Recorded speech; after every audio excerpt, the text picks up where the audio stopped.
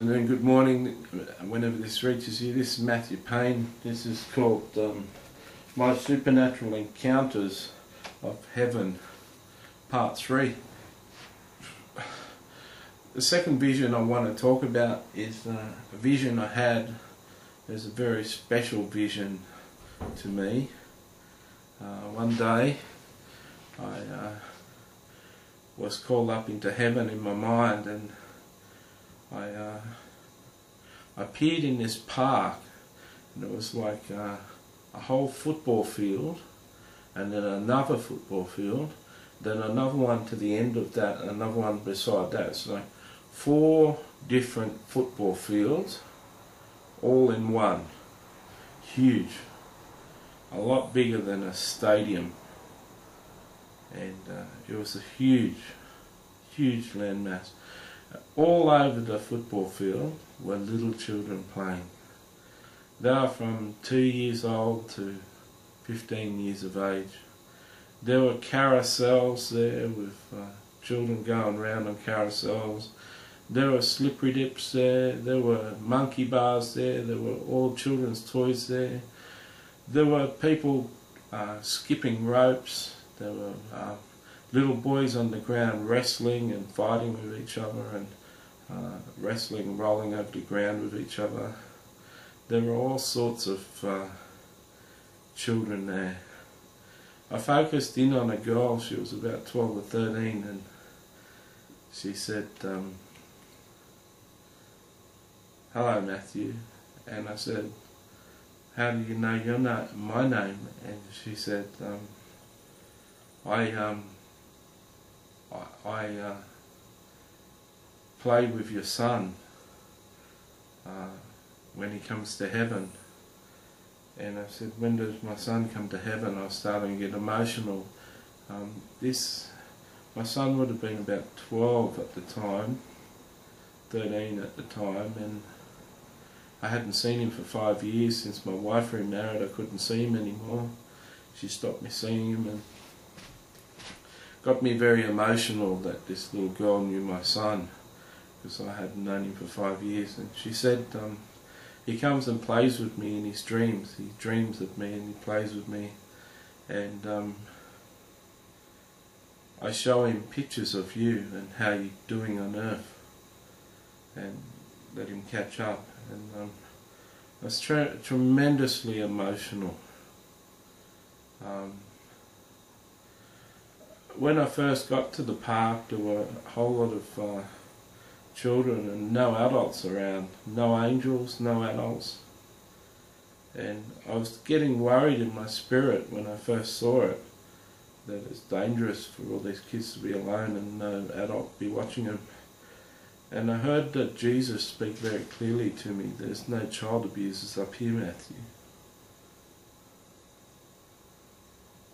And I realised that no abuser could abuse these children, so you don't have to worry about them all being alone. And Jesus says, besides, they play better when there's no adults watching.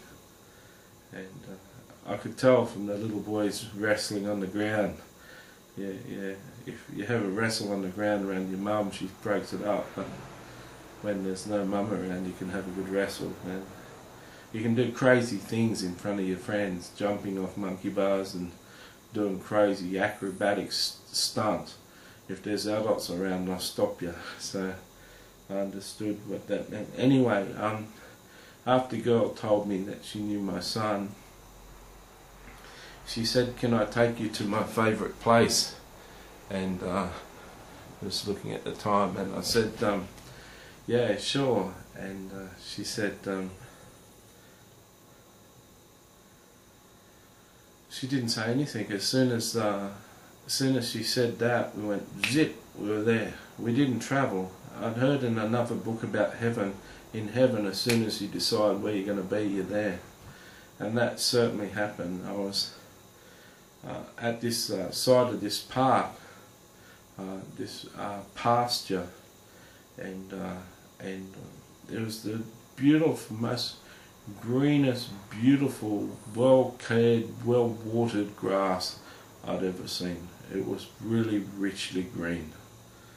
and there was a fence riding up to the right hand side, and it went up to this hill about a kilometre, about a kilometre, about 3/4 of a mile up. And I looked at it, and the girl said, "Look down there." And I looked down, and there was buildings down in the valley. And I said, "What's that?" She said, "They're the horses' stables." And I said, "What's that?" She said, "It's where the horses of heaven, some of the horses of heaven live." And yeah. I said, "Why is this your favourite place?" She said, "Because I come here whenever I like and I get to ride the horses." And I said, "Have you ever ridden with angels?" And she said, "Yeah." And I said, "Have you ever ridden with Michael the Archangel?" And she said, "Yeah, I have." I thought that was tremendous.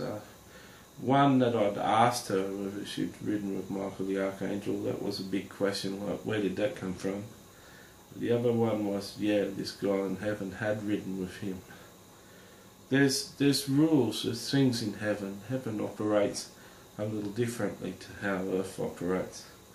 And a tremendous blessing for a child of heaven to ride with the general of the Lord's army. She may have only done it once in many years in heaven.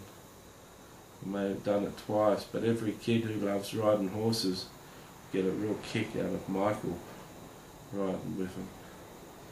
Anyway, so that was that vision. Another vision of heaven I had was one time I went to heaven, and I was shown a great big wall. It was hundreds of feet high and hundreds of feet long, and there was a sort of mist, like smoky sort of mist, after a couple of 100 feet long, and up higher there was a sort of mist there too. It was cloudy, sort of misty, smoky sort of stuff. So I didn't know how high the wall was or how long the wall was. Jesus told me to take part of the wall out. I took it out. It was something as big as that in my hand, like a soccer ball. And Jesus said, "That's a diamond."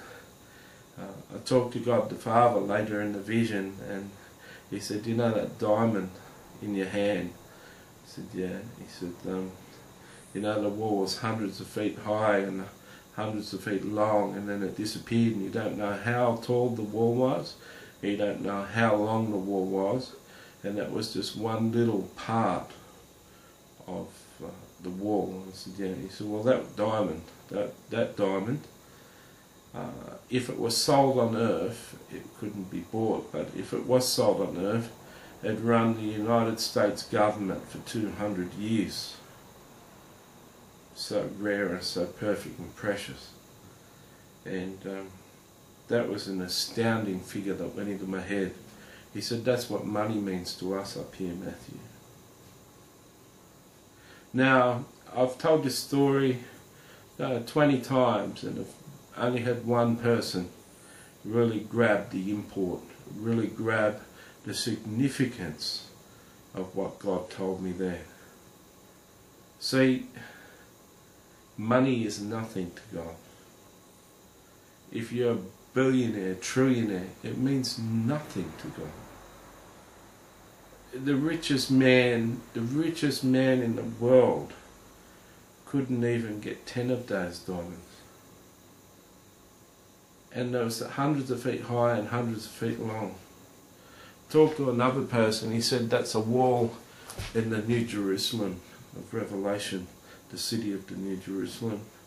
That's a wall in that city. Guys, there's a lot in heaven. Let me share in the next video, part 4, some of the ways heaven operates.